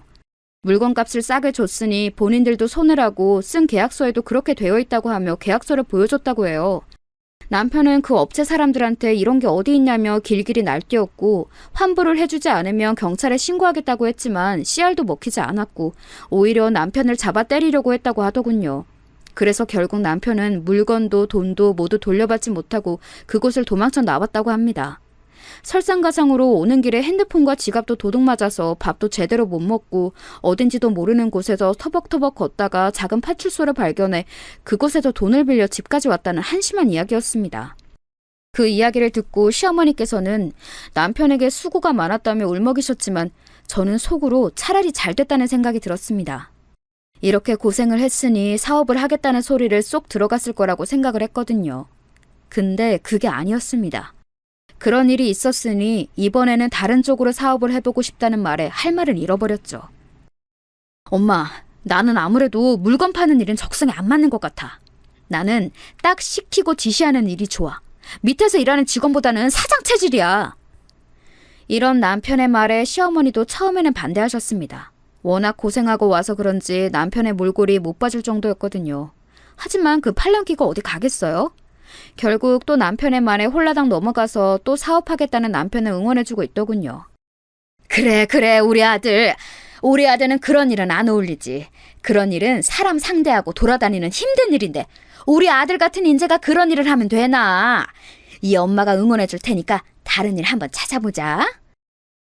진짜 둘 다 머리가 꽃밭이 아니고서야 어떻게 모자가 똑같은지. 그렇게 남편은 시어머니의 지지를 얻어 다시 사업을 시작하겠다고 말하고 다녔습니다. 하지만 사업을 하든지 장사를 하든지 뭐든 돈이 문제였죠. 그 이상한 사기꾼들에게 환불도 못 받고 남은 돈이라고는 퇴직금의 절반도 안 되는 돈이더군요. 제가 경찰에 신고라도 해서 조금이라도 돌려받자 했지만 그런 일로 경찰서 드나드는 건 쪽팔린다고 신고도 안 했어요. 자기 퇴직금이니까 자기가 알아서 한다고 하는데 그 돈이 사실 남편 것만은 아니잖아요. 같이 가정을 일구면서 회사 다닐 수 있도록 내조한 저의 노력도 있었는데 자기가 일해서 번 퇴직금이라며 자기 돈이라고 하는 게 얼마나 꼴보기 싫었던지. 그 돈 더럽고 치사해서 더 이상 말하지 않았습니다. 남편이 그렇게 딴 생각을 하는 동안 저는 저 나름대로 열심히 캐셔일 하면서 돈도 모으고 내 새끼들 학원도 보내고 생활비로도 쓰면서 알뜰하게 돈을 썼습니다. 일이 쉽지만은 않았지만 그래도 제가 버는 돈이라서 그런지 뿌듯하더군요. 한참 캐셔일을 하다가 제 이야기를 들은 오빠가 제게 전화를 해서 힘든 일 그만두고 자기 회사에 와서 일하라고 하더군요. 저랑 오빠는 10살 차이가 납니다. 오빠는 작은 회사에서 일을 했는데 성실히 일하는 오빠를 좋게 본 사장님의 딸이 오빠에게 고백해 연애를 하고 결혼하게 됐고 사돈 어르신께 회사를 물려받았어요. 오빠는 사돈 어르신께서 물려주신 회사를 열심히 키워 지금은 남부럽지 않게 살고 있습니다. 오빠는 제게 회사에서 일하던 격리 직원이 출산 때문에 회사를 퇴사하게 되어 그 직원 대신 와서 일하라는 말을 했습니다. 거절할까 했지만 오빠가 동생 챙겨주는 거니까 거절하지 말라는 새언니의 말에 출근하기로 했죠. 첫 출근을 하고 그날 저녁을 먹으면서 오빠 회사에 직원으로 들어갔다는 제 말에 남편이 밥을 입에 한가득 우겨넣으며 말하더군요. 형님이 오래 그랬다고? 그럼 돈 많이 달라고 해. 돈 많이 필요하다고 말이야. 돼지처럼 입안 가득히 음식물을 밀어넣고 밥풀을 튀기며 말하는 남편의 모습이 얼마나 추잡스러웠는지 딸이 짜증을 내며 방으로 들어가 버리더군요. 남편은 그러든지 말든지 자기 입에 밥이며 반찬이며 밀어넣기 바빴고요. 시어머니는 그런 남편의 옆에 앉아 남편 숟가락에 반찬 하나 더 올려주려고 부지런히 젓가락을 움직이고 있었습니다. 아들도 그 꼴을 보며 혀를 차고는 자기 방으로 들어가 버렸고요. 시어머니는 그런 아이들의 모습에 저에게 버럭 큰 소리를 치셨습니다. 너는 애들을 왜 이렇게 싸가지 없이 키웠느냐? 어른들이 식사하고 있는데 자기들 다 먹었다고 일어나서 가버리긴 하고 아주 버르장머리가 없어. 그 소리를 들은 아이들이 방에서 나와 시어머니에게 따지기 시작했습니다. 다 먹은 게 아니라 더러워서 그런 거거든요? 할머니는 왜 엄마한테만 뭐라고 그래요? 맞아. 엄마한테 뭐라고 하지 마세요. 우리 엄마가 할머니 하녀는 아니잖아요?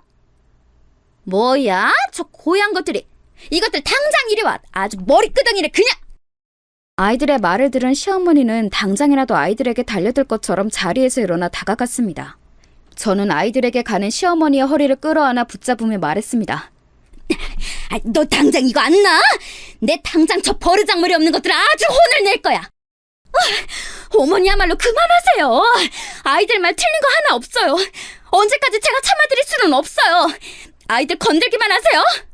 하면서 시어머니를 소파로 밀어버렸습니다. 그러자 시어머니는 소파 위로 넘어졌고 곧바로 우는 신용을 하면서 소리를 지르더군요. 아이고 동네 사람들, 여기 며느리랑 손주들이 할머니를 구박한다, 구박해 하시면서 얼마나 크게 소리를 치는지. 그 와중에 남편은 아직도 자기 입에 밥이며 반찬이며 밀어넣기 바쁘더군요. 그 상황이 너무 열받고 짜증이 나서 아이들을 데리고 집을 나와버렸습니다. 정작 집은 나왔지만 갈 곳이 없었습니다. 아이들 앞에서 갈 곳이 없다는 것도 부끄러웠지만 아이들을 데리고 함부로 모텔에 들어가기도 싫어서 염치불구하고 오빠의 집에 찾아갔습니다. 갑자기 찾아온 저와 아이들을 오빠와 새언니는 따뜻하게 맞아주었습니다. 저는 그런 오빠와 새언니의 배려에 감사해하며 아이들을 서둘러 재우고 오빠에게 그동안 있었던 일들을 모두 말했죠. 매제 그렇게 안 봤는데. 그래, 그럼 이렇게 하자. 내일 회사로 매제 오라고 해. 지금 구상하고 있는 사업 들어보고 좋으면 투자해준다고. 오빠, 여태까지 내가 해준 말 한 귀로도 끌린 거야? 뭘 믿고 남편한테 투자를 해줘? 그냥 해준다는 거 아니야. 바지 사장이라고 생각하라 해. 일단 매제 이야기도 들어보고 매제 사업 아이디어가 이상하면 내가 생각하고 있는 걸 하면 될 거야. 안 그래도 내가 사업을 하나 생각하고 있었는데 너도 알다시피 지금 오빠 하는 일이 너무 바빠서 다른 걸 할 엄두가 나질 않더라고. 그걸 매제한테 한번 해보라고 하자. 아무리 그래도 남편한테 맡기면 무조건 망한다니까? 안 그래도 지금 이렇게 오빠한테 신세 한탄하는 것도 창피한데 아이들 데리고 내가 갈 곳이 없어서 이렇게 염치불구하고 온 거야. 안 그래도 오빠한테 미안한데 여기서 더 그럴 수는 없어. 누가 그냥 맡긴다고 그랬어? 일단 바지 사장으로 앉혀놓고 최소한의 월급만 주고 일 시킬 거야. 그러다가 돈 모으고 내가 투자한 만큼 돈이 나오면 나한테 돈 주고 사가라고 할 거니까 한번 말이라도 해봐. 매제가 백수로 지내는 것보다는 일하는 게 너도 편할 거 아니야. 그렇긴 하지만 너무 그 인간한테만 좋은 것 같잖아. 오빠한테는 아무런 이익도 없는데. 영희야, 우리는 가족이잖아. 오빠가 동생 좀 챙겨줄 수 있는 거지. 새언니 때문이라면 괜찮아.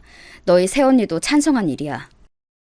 오빠의 말에 새언니도 고개를 끄덕이며 안 그래도 일손이 부족했는데 차라리 잘 됐다고 저를 달래주시더군요.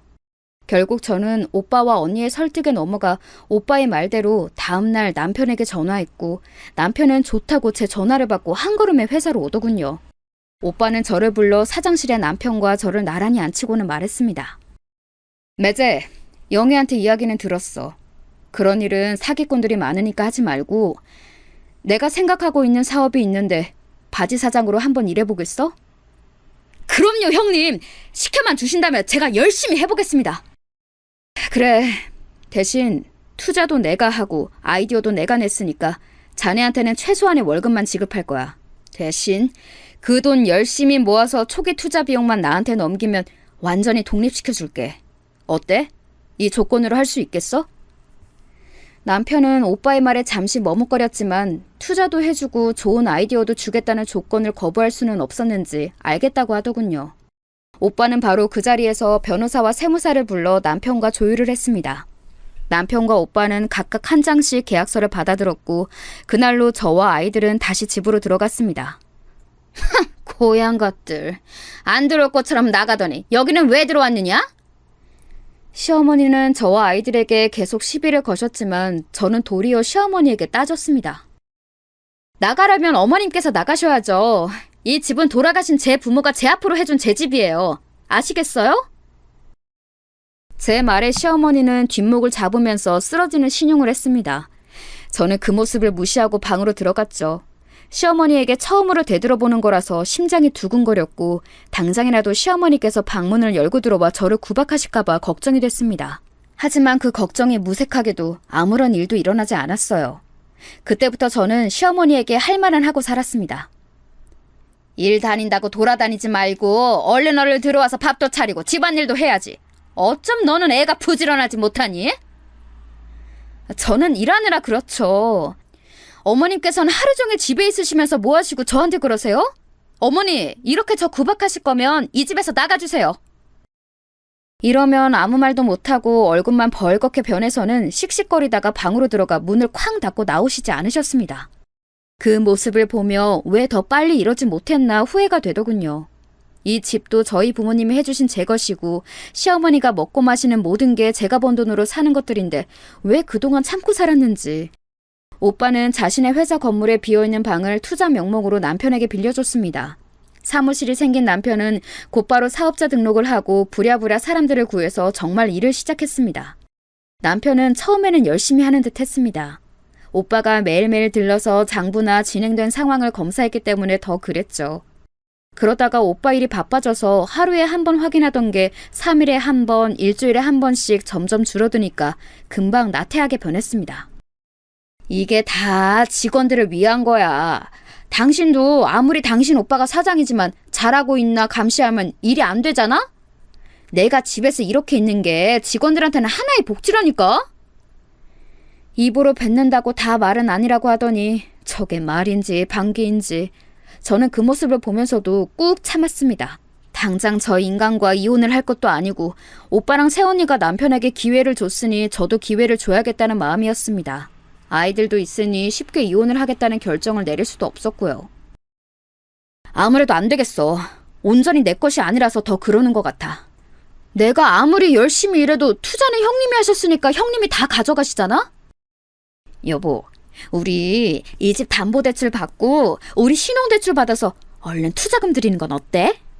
하면서 애교를 피우더군요. 이 이야기를 듣는데 그나마 남아있던 정이 뚝 떨어졌습니다. 오빠가 준 기회까지 말아먹을 생각을 하는 놈에게는 당장 오빠가 월급 명목으로 주는 돈도 아까운 인간이었습니다. 지금이라도 오빠를 찾아가서 당장 남편을 내쫓으라고 하고 싶었지만 그래도 아이들의 아빠니까 라는 생각으로 참았죠. 적어도 큰애 고3 생활이 끝나면 내쫓아야겠다는 생각을 했죠. 그렇게 속에서 올라오는 화를 꾹꾹 눌러 참으며 살고 있었는데 어느 날 오빠에게 연락이 오더군요. 같은 회사에 있지만 오빠와는 잘 만날 수 없었습니다. 사실 그게 맞는 거죠. 저는 격리 직원이고 오빠는 사장이니까요. 하지만 오빠는 그런 것에 더 철저해야 한다며 어쩌다 마주쳐도 눈인사만 할 뿐이었습니다. 그래서 그런지 저는 좀 더 마음 편하게 일을 할 수 있었고요. 아무튼 오빠에게 온 연락은 뜻밖의 것이었습니다. 남편이 오빠가 내어준 초기 투자금의 30%를 가져왔다는 이야기였거든요. 아무리 잘 풀리고 있다고 하더라도 이렇게 단기간에 그 큰 돈을 만드는 게 쉽지 않았을 텐데. 게다가 내가 주는 월급은 보험이랑 이것저것 제외하면 끼케야 180만 원에서 190만 원밖에 안 될 거야. 영희, 넌 아는 거 없어? 잘 모르겠는데. 그 사람이 그렇게 돈을 모았을 리도 없고 말이야. 회사 다닐 때 내가 주던 용돈도 흥청만청 쓰기 바빠서 나중에는 용돈 없다고 나한테 짜증 부리던 사람이거든. 게다가 사기꾼들한테 퇴직금도 절반이나 뺏겨서 그만한 돈이 없을 텐데. 어디서 대출이라도 받았나? 하지만 그렇다고 해서 그렇게 큰 돈을 빌릴 신용이 아닐 텐데. 오빠와 저는 아주 오랜 시간 생각을 했지만 도저히 남편에게서 그 큰 돈을 빌려서 오빠의 돈을 갚을 길이 보이지는 않았습니다. 아무리 신용대출이라고 해도 그렇게 큰 돈을 빌려줄 곳이 떠오르지 않았거든요. 사실 남편 걱정보다는 오빠에게 무슨 피해가 갈까봐 애 같아 속이 말이 아니었습니다. 제 이런 마음을 알았는지 오빠는 너무 걱정하지 말라고 말하면서 그 돈은 혹시 모르니 쓰지 않고 가지고 있겠다고 하더군요. 저는 오빠에게 정말 미안하고 고마워서 할 말을 잃었습니다. 간신히 고맙다는 말을 하고 전화를 끊은 후에 곰곰이 생각을 해봤습니다. 아무리 생각을 하고 떠올리려고 해도 남편이 가져온 돈의 출처를 알아내지 못하다가 한 가지 가능성이 떠올랐습니다. 바로 시어머니. 시어머니는 합가 전에 본인 명의의 집에서 살고 계셨습니다. 지방이긴 했지만 어느 정도 가격이 되는 곳이었습니다. 저희 집에 억지로 들어와 앉으신 후에 집을 팔았고 그 돈은 고스란히 시어머니 지갑에 들어간 것으로 알고 있으니 아마 그 집을 판 돈이 아닐까 하는 생각이 들었습니다. 남편이 옆에 있다면 물어볼 텐데 오늘 아침 큰 계약이 들어왔다며 헐레벌떡 나가더니 아직 들어오지 않았습니다. 아무튼 그 돈이 시어머니의 집값이라면 그 액수가 가능할 수 있겠다는 생각에 오빠에게 당장 전화해서 말할까 했지만 전화를 하기에는 애매한 시간이라서 자고 일어나 내일 회사에서 말하면 될 것 같다는 생각을 하며 잠에 들었습니다. 한참 잠을 자고 있는데 딸이 늦은 시간에 몰래 방에 들어와 저를 깨우더군요. 무슨 일인가 싶어 얼른 일어나 앉았습니다. 우리 딸. 무슨 일이야? 불도 안 켜고? 제가 불을 켜기 위해 자리에서 일어나려고 하자 딸이 저를 말리며 다시 앉히고는 제 곁에 앉아 낮은 목소리로 속삭이듯 말했습니다. 엄마, 내가 오늘 몸이 안 좋아서 학교 조퇴하고 돌아와서 방에 누워있었는데 누가 안방을 뒤지는 거야. 도둑인가 싶어서 몰래 가서 봤는데 할머니가 엄마 화장대며 옷장이며 뒤지면서 뭘 찾더라고. 찾아? 뭘 찾아? 딸은 제 말에 자기도 잘 모르겠다고 그냥 계속 방을 뒤지면서 할머니가 엄마 욕을 그렇게 했다고 하더군요. 저는 우선 알겠다고 말하며 딸을 방으로 보내려고 했고 딸은 잠시 고민하다가 제 두 손을 꼭 잡아 말해주더군요. 엄마, 나는 엄마가 아빠랑 이혼한다고 하면 무조건 엄마 편이야. 그건 동생도 마찬가지일 거야. 그러니까 우리 생각 때문에 이혼을 못하는 거면. 아이고 예쁜 우리 딸. 엄마가 다 알아서 할게. 너무 걱정하지 마. 알았지? 저는 딸아이를 다독이며 방으로 보냈습니다. 그리고 방 불을 켜고 의자에 앉아 곰곰이 생각했습니다. 시어머니가 제 욕을 하면서까지 방에서 뭘 찾았을까 하고 말이에요. 생각하다가 얼마 전부터 다시 시작된 남편의 주택담보대출이 떠올랐습니다. 이 집의 명의가 제 명의니까 이 집을 담보로 대출을 받으려면 가장 먼저 필요한 게 그거일 테니까요. 저는 당장 앉아있던 자리에서 일어나 인감도장이 있는 서랍을 뒤졌습니다. 하지만 그 어디에도 제 인감도장은 나타나지 않더군요. 심장이 쿵 하고 무너지는 느낌이었습니다. 설마 며느리 인감도장까지 훔칠 생각을 하다니, 설마 했지만 설마가 사람 잡는다고 정말 시어머니께서 이렇게까지 하실 줄은 몰랐습니다. 이제는 정말 돌이킬 수 없겠다는 생각도 들었죠. 결정을 해야 하는 순간이 왔습니다. 제가 미루면 나중에 남편이 오빠에게 주는 돈이 바로 이 집을 담보로 한 대출금이 될 테니까요. 저는 당장이라도 자고 있을 시어머니에게 달려가 따지고 싶었지만 아직은 모든 게 확실하지 않아 참고 기다리기로 했습니다. 그렇게 뜬 눈으로 밤을 보내고 새벽이 되어 찬물이라도 마셔야겠다는 생각에 주방에 들어가 물을 마시는데 어머니가 방문을 열고 나오시더군요.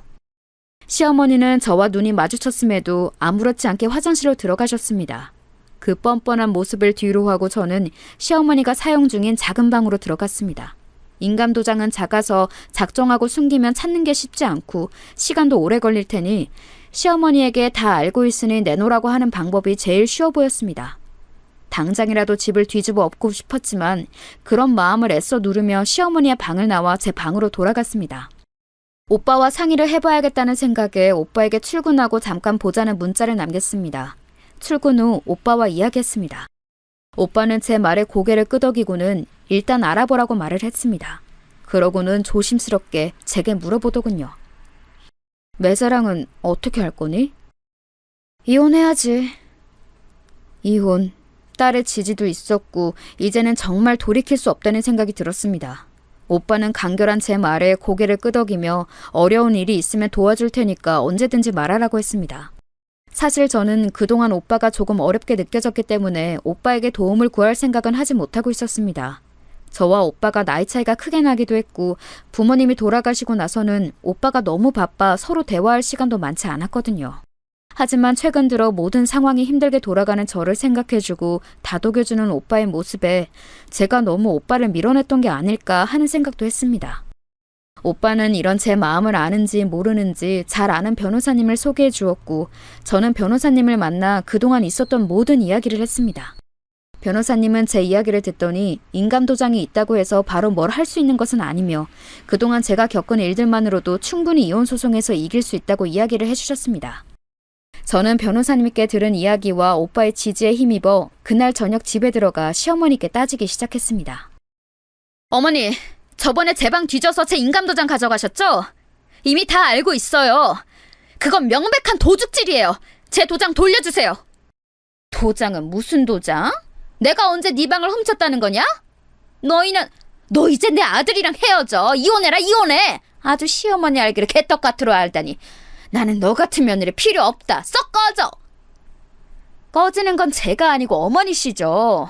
이미 다 알고 왔어요. 어머니께서 제 인감도장 훔쳤잖아요. 어서 돌려주세요. 이렇게 옥신각신하며 말싸움을 하고 있는데 현관문이 열리더니 남편이 등장해서 고래고래 소리를 지르는 게 아니겠어요? 엄마, 나 성공했어. 나도 이제 성공한 사장님이라고. 아침에 말했던 큰 계약 있지? 그거 나랑 하겠다고 방금 연락 왔어. 나도 이제 독립이 가능하다고. 대뜸 들어오자마자 사장이 됐다는 남편의 말에 시어머니가 반색하며 얼른 남편 뒤로 숨더군요. 저는 그런 시어머니를 잡기 위해 손을 뻗었지만 남편이 턱하니 붙잡는 게 아니겠어요?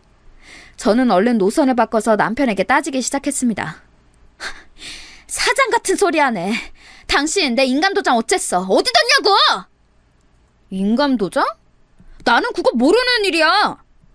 정말로 모르는 듯이 어리둥절한 남편 뒤로 시어머니가 째려보며 남편에게 말을 했습니다. 됐고, 너 저거랑 헤어져라. 저거 완전 아주 나쁜 년이야. 어? 시어머니를 아주 우습게 본다니까? 헤어지든 말든 그건 저희 부부가 알아서 할 거고요. 저런 거머리 같은 아들 반품할 테니까 어머니는 얼른 제 인감도장이나 내놔요. 아니, 이제는 어머니도 아니네요. 저기요, 그거 당신이 가지고 있어봤자 어차피 쓰지도 못하거든요. 이거 명백한 도둑질이에요. 경찰에 신고 한번 해볼까요? 시어머니는 내 말에 코웃음을 치며 도장 같은 건 본 적도 없다고 거짓말을 하더군요. 저는 그 모습에 화가 나서 남편을 밀치고 시어머니에게 달려들었고 시어머니의 바지주머니에서 제 인감도장을 찾을 수 있었습니다. 제게 인감도장을 뺏긴 시어머니는 남편에게 찰싹 달라붙어 말씀하시더군요. 너 이제 저거랑 진짜 헤어져라. 아주 천연히 나를 물러보고 너도 물러보는구나. 우리 아들이 얼마나 대단한 사장님인데. 네, 잘나신 아드님이랑 헤어져 줄게요. 우리 이혼하자, 이혼해. 아, 근데 그거 아셔요? 당신 잘나신 아들 사실은 월급 180 받으면서 우리 오빠 밑에서 일하는 바지 사장인 거. 제 말에 순식간에 집안이 조용해졌습니다. 씩씩거리는 저 빼고는 시어머니도 남편도 조용해지더군요. 시어머니는 어리둥절한 표정으로 남편과 저를 번갈아 봤고 남편은 당황해하며 저를 말렸습니다. 하지만 저는 그런 두 사람을 밀어내 억지로 집에서 쫓아냈고 현관문을 잠갔습니다. 그러자 남편은 현관문을 두드렸죠. 하지만 저는 끝까지 문을 열어주지 않았고 시어머니는 저게 무슨 소리냐며 남편을 독촉했지만 남편은 아무 말도 하지 못하는 것 같았습니다. 그 사이 저는 학원에 있을 아이들에게 연락해서 오늘은 집으로 오지 말고 외삼촌 집으로 가라고 말했죠. 아이들은 되묻지 않고 알겠다고 했고 저는 바로 오빠에게 연락해서 남편과는 이혼할 것이라고 말했습니다. 그 후로는 일이 빠르게 진행됐습니다. 오빠가 소개해주신 변호사님은 일을 빠르고 깔끔하게 처리해 주셨습니다. 이혼하라고 떠밀었던 시어머니도 남편에게 무슨 이야기를 들었는지 절대 이혼은 안 된다고 찾아왔다가 고용한 변호사에게 무슨 말을 들었는지 그럼 살던 집을 내놓으라고 하며 말도 안 되는 헛소리를 늘어놓더군요. 그럼 그 집이라도 내놔. 나랑 아들이랑 거기서 몇 년을 같이 살았는데 그건 왜 재산 분할이 안 된다는 건데? 저기요, 몇 번을 말해요? 이건 당신 아들이랑 혼인신고하기 전에 내 부모님이 딸한테 생전에 남기신 유산이니까 안 되는 거라고. 저 나쁜 년, 독한 년. 네가 나를 아주 물로 보는구나. 너 이리 와봐. 내가 오늘 너 죽이고 나도 따라 죽으련다. 이러면서 달려드는 게 아니겠어요? 다행히 옆에 있던 변호사들이 말려서 큰 싸움으로 번지지는 않았지만 저는 시어머니에게 머리카락이 뜯겼습니다. 상대편 변호사는 머리가 아프다는 듯이 눈을 꽉 감아버리더군요. 저는 변호사님에게 곧바로 말했습니다. 변호사님, 이건 상해죄로 고소할 수 있죠? 고소해주세요. 뭐야? 고소? 상해죄? 그래요. 내가 며느리일 때는 시어머니니까 참아준 거지. 우리는 지금 남이잖아요? 당신, 이제 내가 합의 안 해주면 정가 남는 거야. 알겠어? 근데 난 뭘 들이밀든 합의는 절대 안 해줄 거야. 인생은 실전이거든, 이 노망날 할망구야! 결국 남편은 어떤 재산도 가져가지 못했습니다. 같이 모은 재산도 없는 상태에서 본인 퇴직금까지 써서 사기당하기 바빴으니 가져갈 만한 것도 없었죠. 그나마 재산이라고 나온 게 제가 최근에 일을 시작하면서 들었던 적금이 다였고 그것도 저의 가사노동과 제가 일해서 번 돈만 들어갔다는 게 인정이 되어서 제가 다 가져가게 되었습니다. 그렇게 재판이 끝나나 했는데 이번에는 아이들의 양육권과 친권이 문제였습니다. 아이들 관련해서는 한마디도 안 하던 주제에 남편은 아이들의 양육권과 친권을 걸고 넘어졌습니다. 무슨 생각으로 그런 건지는 모르겠지만 딸과 아들의 양육권과 친권을 모두 자기에게 넘기라고 주장해서 시끄럽게 굴었지만 딸과 아이들이 절대 아빠에게는 가지 않겠다고 말을 했고 무사히 두 아이에 대한 친권과 양육권 모두 제가 가져올 수 있게 되었습니다. 그렇게 이혼을 진행하면서도 오빠는 남편에게 계속 일할 수 있도록 기회를 줬다고 합니다. 양육권도 친권 모두 제가 가져오게 될 테니 이렇게라도 벌어서 저에게 양육비를 주라는 목적으로 말이죠. 하지만 남편은 그런 오빠의 호의를 무시하고 회사에 출근하지 않았다고 합니다. 그렇게 되면서 일이 밀리기 시작했고 한순간에 바지 사장이지만 사장을 잃은 회사는 생각보다 피해가 커졌다고 합니다. 결국 오빠는 그 일로 남편을 고소하게 되었고 남편은 저와는 이혼 소송을 오빠와는 법적 분쟁을 하게 됐습니다.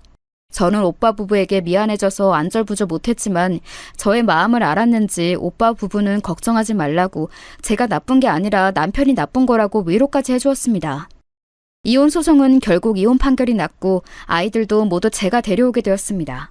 이혼 판결이 난 그날 남편은 저를 붙잡고 한 번만 더 기회를 주면 절대 시어머니가 저를 괴롭히지 못하게 하겠다며 울더군요. 여보, 내가 잘못했어. 이제 절대 우리 엄마가 당신 못 건들게 할게. 제발 나한테 한 번만 더 기회를 줘, 제발.